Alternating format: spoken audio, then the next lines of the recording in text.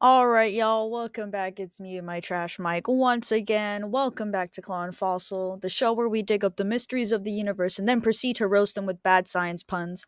I'm your host, your friendly neighborhood skeptic believer hybrid, and today we're talking about something humanity's been obsessed with since before toothpaste even existed: ghosts. Are they even real? Are they fake? Or are they something in between, like an afterlife glitch or a cosmic lag spike? Well, guess what? It's time to buckle up because this one's going to hit literally every corner.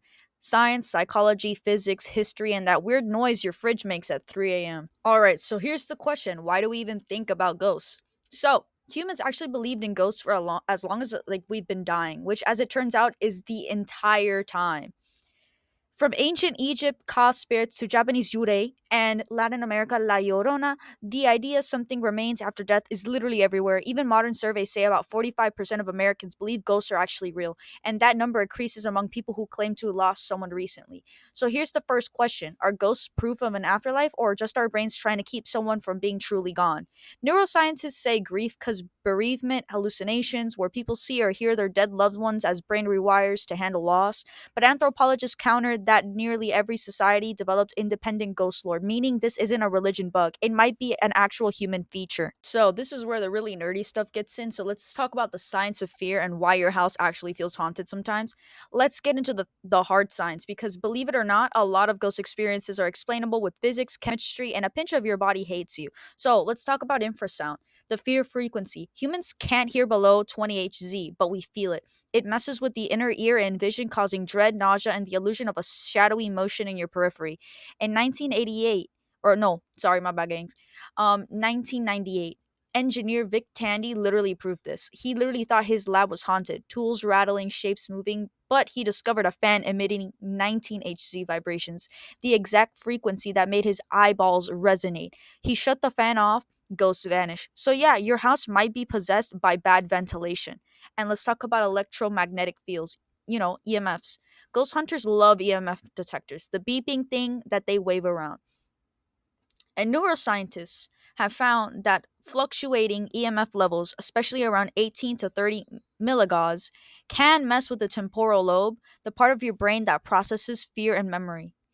And a guy named Michael Persinger created God Helmet, a ring that zaps your brain with weak EM fields. 70% of participants felt a presence in the room.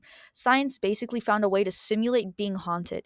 And let's talk about carbon monoxide and mold. Low oxygen plus toxic air actually equals hallucinations, dread, and paranoia. Many haunted houses had carbon monoxide leaks or toxic black mold spores. So, yeah, before calling a priest, maybe call a plumber. And now for the stuff that we literally cannot explain.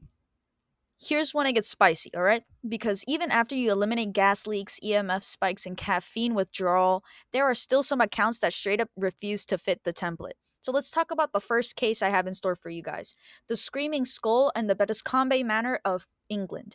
For 200 years, every time the owners tried to remove a skull from the manor, the house would shake, mirrors shatter, and servants fled in terror. Eventually, they just left it there, and weirdly, everything stopped.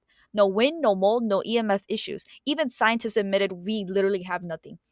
Let's talk about the second case: Japan's Aokigahara Forest. Park rangers have reported hearing footsteps that stop when you stop, but only in fog. Multiple psychics, hikers, geologists claim that compass malfunctions happen in specific areas. No iron in the ground, no magnetic interference detected. Some physicists even say localized magnetic anomalies caused by unknown subsurface materials. Others said, bro, it's cursed. But anyways, case 3, the 1959 Dyatlov Pass incident in Russia. 9 hikers found dead under mysterious conditions: burned hands, missing eyes, massive internal trauma, and traces of radiation. Some reports say voices were recorded in the background by radio logs, not of any known frequency band. Unofficial explanation, or the official explanation, is that it was an avalanche, but the unofficial explanation by me is the avalanche had beef, okay? So, could ghosts actually be a science we just don't understand yet? Now we're entering young Sheldon loses his mind's territory, alright? Let's talk quantum physics because no podcast is complete until someone abuses the word quantum. All right. So, bullet point one for you guys, if you're taking notes: energy cannot be destroyed, just transformed. When we die, our energy disperses. Most scientists will tell you it just becomes heat or chemical energy, but quantum physicists like John Wheeler theorize that the information itself might be fundamental to reality. So, if consciousness is information, could it persist even in a degraded form? But anyways, quantum decoherence theory, that's second bullet here. When something observed in the quantum world collapses into reality, it becomes definite. Some fringe researchers suggest that death might be a quantum decoherence event, scattering consciousness across space time. That could mean ghosts aren't souls, but quantum noise from a collapsed wave function. Translation: Grandma's ghost might be your house's Wi Fi picking up leftover existence static, alright? Alrighty, y'all. I know that that was quite overwhelming over there, my scientific jargon, but let's step back from the quantum chaos a second. So, the brain is actually a haunted house at this point because the lump of electricity and soup that you have in your head right now runs on pattern recognition, which hates randomness. So, when you hear a creak, see motion, feel temperature drop, your brain's like, oh, I know what this one is. It's a Victorian orphan. No, it's not. That's pareidolia. I don't know if I said that right, but anyways, that's the tendency to see patterns in randomness. That's why we see faces in clouds or Jesus on a piece of toast. It's also why a jacket in a dark corner becomes a shadow person at 2 in the morning. But here's the weird twist. Some neuroscientists think the same brain function that detects ghosts is the same one that gives us empathy and creativity. So basically, your ability to see ghosts or your ability to imagine art come from the same neural circuitry. So that's exactly why so many great writers, musicians, and also creators believed in spirits. So it's not really stupidity, it's just pattern overflow. All right, so let's just zoom this out for a minute because that was intense. The ghost belief isn't universal in form, but it is universal in presence. So let's talk about some places. Let's say Japan. Ghosts yurei are tied to emotional energy, unfinished business, or weather. Many appear soaked in or like fog covered. Culture links emotion to nature, basically. Let's talk about Latin America. Ghosts and saints blur together. The Dia de los Muertos belief isn't fear based, it's about connection. And let's talk about Scotland and Ireland. Ghost sightings exploded after the Industrial Revolution because isolation plus new tech, steam pressure, EM waves, people just made a lot of people paranoid. Let's talk about the modern United States. The ghost hunt became capitalist. There are literal ghost tours with merch. We turn spiritual terror into tourism industries. Anyways, despite globalization and skepticism, ghost belief has not decreased one bit. It's evolving into energy, data, digital echoes. People talk about haunted Alexa devices, phantom text, AI chatbots mimicking the dead. So we've basically made new ghosts. Let's talk about the personal and modern accounts that we've got. So here's a few contemporary ones that I've got. The Reddit one of the man in the hallway thread.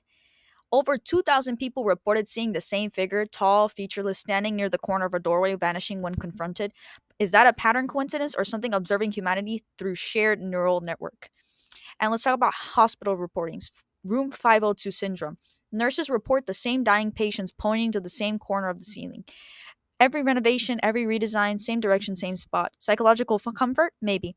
But double EG studies have shown spikes in gamma brainwaves seconds before declared death. Something's happening that we can't yet measure. But anyways, what if ghosts actually are real, but not what we think? Let's take something that bends my brain. What if ghosts aren't dead people but echoes of living consciousness?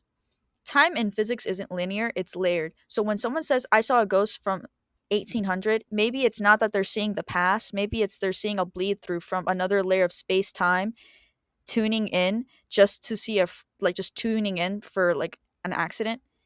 If that's true, we're all technically ghosts, just haven't lagged out yet. So why we want them to be real? At the heart of it, ghosts aren't just about fear, they're about meaning. They're just how we cope with the idea consciousness might matter. Ghosts just give us a way to imagine that existence continues, that we don't vanish. Even if ghosts are just tricks of EMF and grief, they've inspired art, religion, science, philosophy. Sometimes fiction just keeps us alive more than facts do. So, here's my outro. Are ghosts real? Science says mostly no. Quantum theory says maybe, but please stop emailing us. Your grandma says yes because she's got proof in her basement. So here's my take. Even if ghosts don't exist in the physical world, they might exist in the psychological one, in memory, emotion, energy, and history. They haunt us because they are us. And maybe that's the point. So, thanks for tuning in to Claw and Fossil today, where we dig deep, laugh hard, and overthink reality in one spooky theory at a time. If you've liked this, hit follow, share it with a friend who definitely lives in a haunted house, and remember, just because you can't see it doesn't mean it's not watching. Thanks for tuning in on this spooky episode.